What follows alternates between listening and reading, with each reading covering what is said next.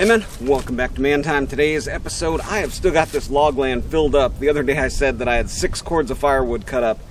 I've got closer to 7, and a majority of the limb, logs are still sitting here. Well, maybe half. I've probably got another 3 cords sitting right here. But I want to get this area cleaned up. I've got some company coming. This would be a great spot to kind of hang out and chill. We've got shade from the trees on this side.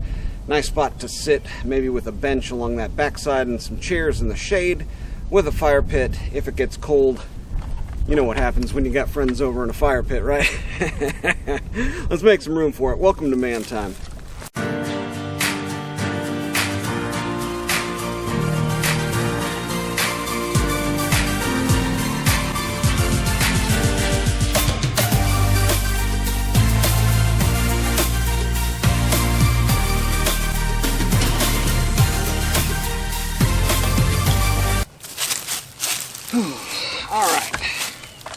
Well, first thing I want to do is just get the chainsaw serviced up a little bit here, and you can see our chain has become loose. I've got Oregon EXL on this one, probably my favorite chain. Sharpens up real nice and comes out of the box, really nice and sharp.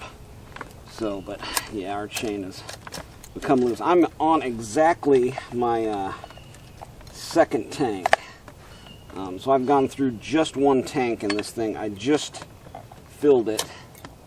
Man, that chain is on there tight. Those bar nuts on this are really good. Really close tolerance between the Oregon bar and these stock bolts that come out of the case.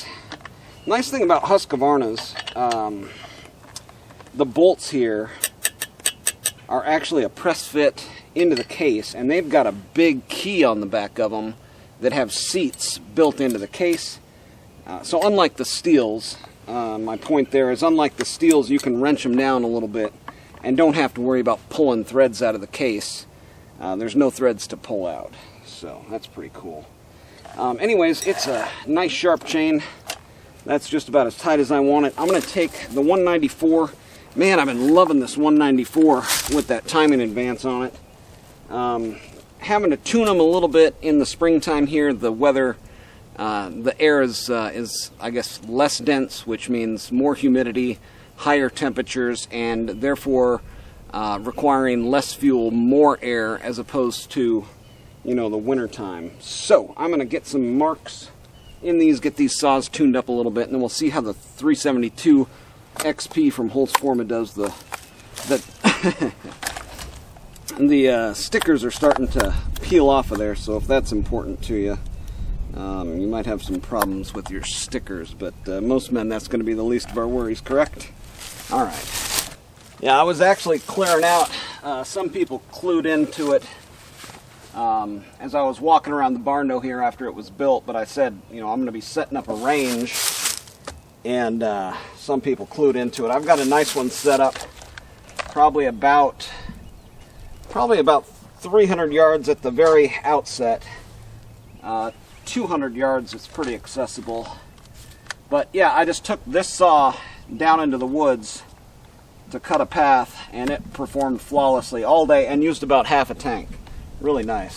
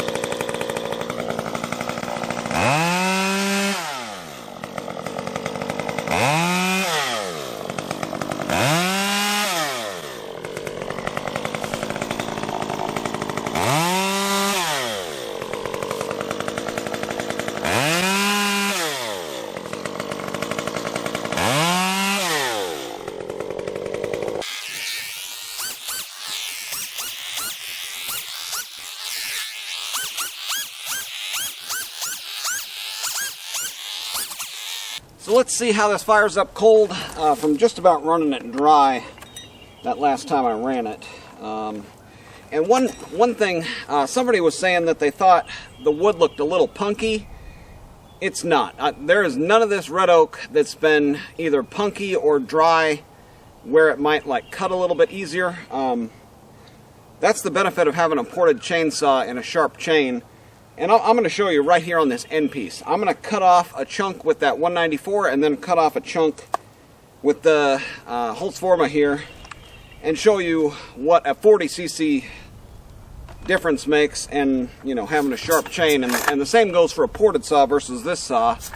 The ported saw is going to cut much faster, and the wood is going to yield to the strength of the saw, basically.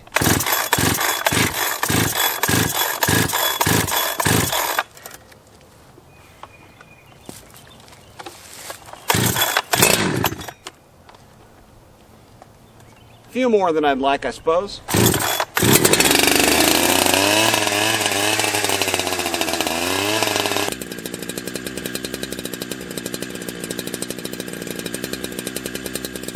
Alright, so right off the hop, we'll just go straight in here and show you what this saw does versus that saw.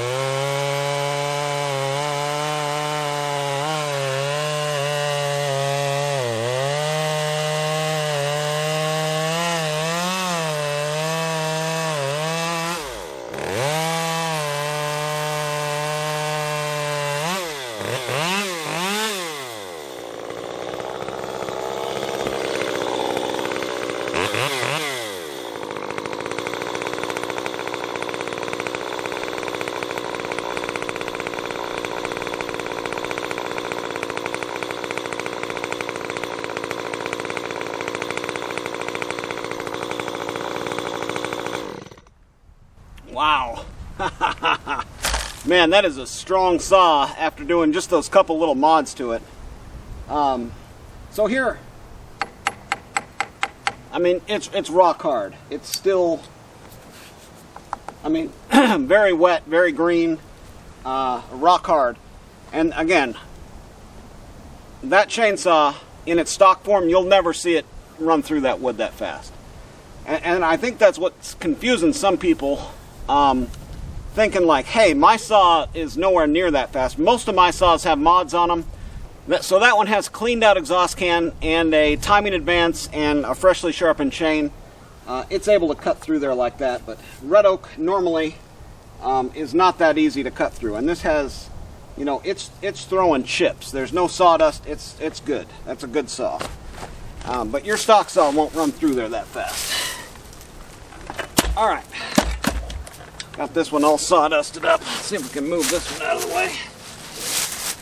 All right, I'm just going to take off a cookie with this one. Yeah, I'm not losing anything here. You ever feel like stuff's falling out of your pockets?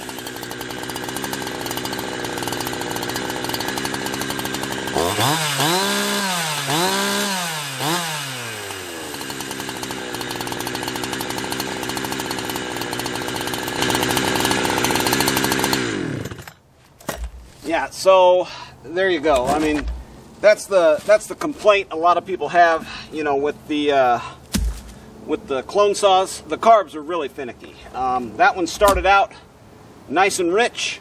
As soon as it got really warm, you know, from actual cutting, it went lean on the high side. I had to crack that high open a half a turn to get it to where it'd come up in 4-stroke and stay there. I cracked it a half a turn. It still went lean on the high side, and then cracked it another quarter turn, you know, where it finally started cutting right. But yeah, I want to get this whole area clear, so we'll continue to cut with the G372 here and see how this carb's going to do. Oh man, that's a good chunk of wood there. That'll be a good campfire chunk.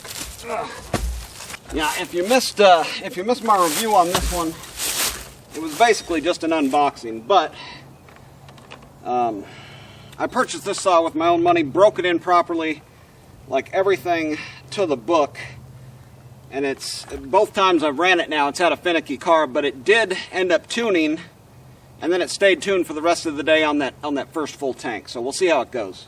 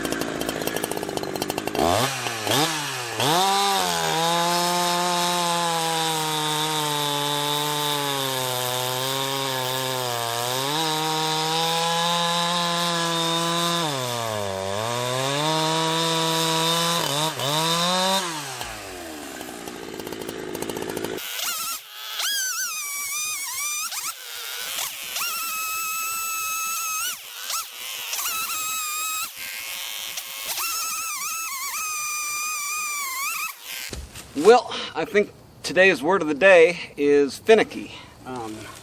The carb just can't seem to get right. I richen it up a little bit, and I'm talking a little bit. Like I go maybe 1/8 of a turn. When it seems like it's getting really on the lean side, I go from like 1/8 of a turn more rich. and sometimes there the chain would start spinning, so I'd go like more rich on the low side and the high side at the same time. All of a sudden it's just pig rich, and then I run it, and I realize like it's not going to go away, so then I lean it up a little bit, and it seems like it's starting to die on the low jet, so I lean that up a little bit, and yeah, it's just not that, it's not enjoyable, you know, to run when you're constantly having to go back and forth because the carb won't tune right, you know? So, yeah, finicky. Pretty good size rounds though. I'm digging into it. I think I'd like to get back to here, kind of all the way across.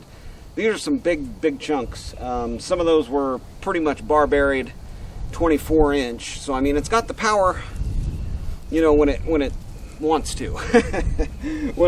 when you finally find the magic tune where it likes to sit for about 4 cuts and then it goes and does something different. So, yeah, let's make a couple more cuts. You know, maybe it's just working some, you know, first time run issues. You know, until a saw gets a few tanks, it's still breaking in. So, I mean, maybe we'll get to a point here where it's gonna kind of smooth out. You know, I don't want to take away too much from it right off the hop here. So this tank is 3/4 gone. All right, I just about gave it enough time to cool down there. Let's check out the restart.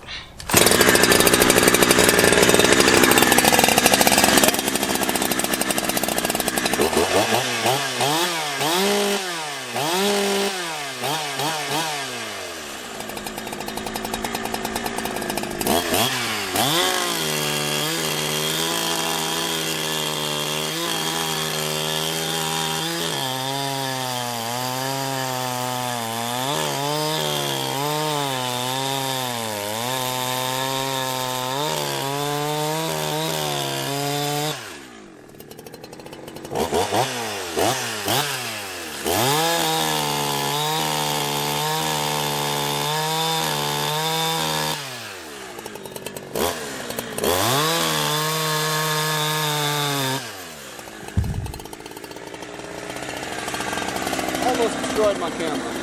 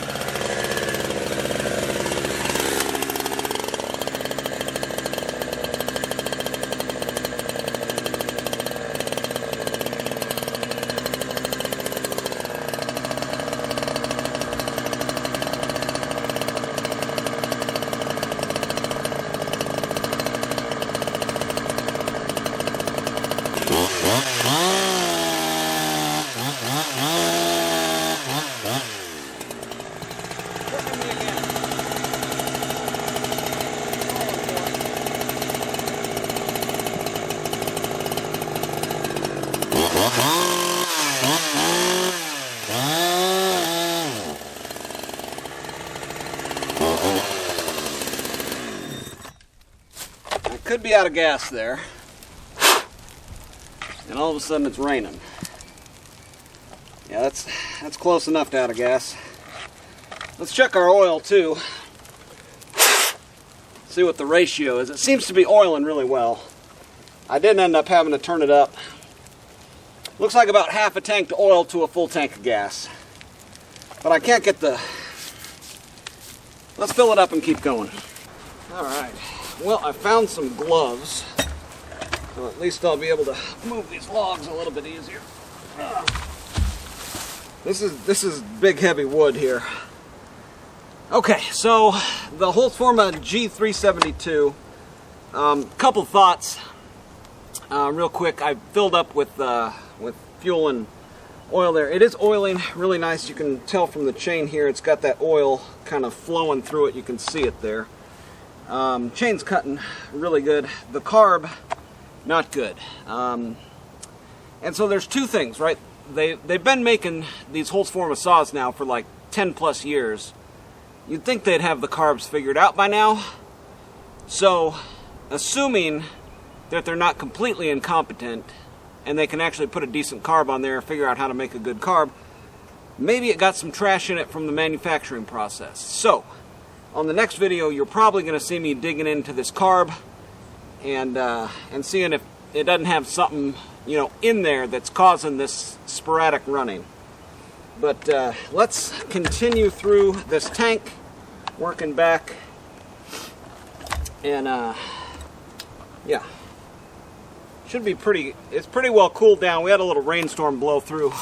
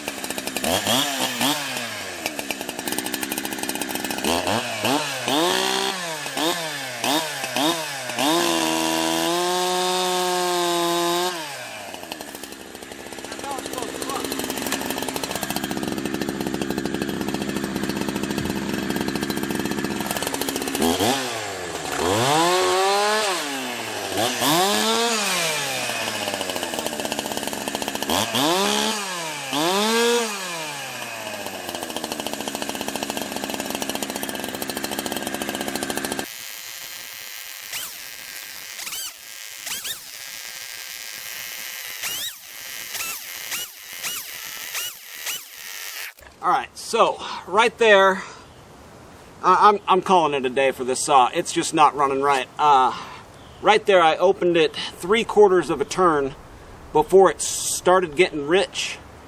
Maybe even closer to a full turn. And then it was like pig rich, so I backed it off like a 1/2 of a turn, still pig rich, another 1/2 of a turn, still pig rich. It's just, it's not running right. The carb is not tuning right. Yeah, it's just not running right. Let me try one more time, and if it leans out, that's the end of it. I may have blown something through there by opening up that high jet, but if there was a chunk that big to clog it up and then it blew through, now it's probably caught in the jet where it feeds in. It's not good.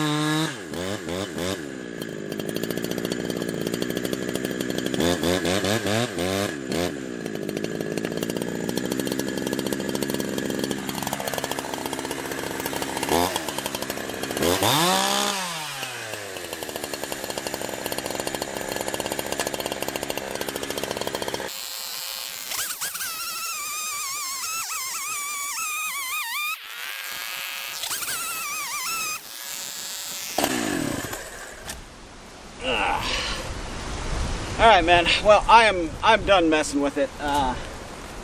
Looks like we got some weather blowing in, but yeah, next video I'm gonna dig into that carb because something's not right.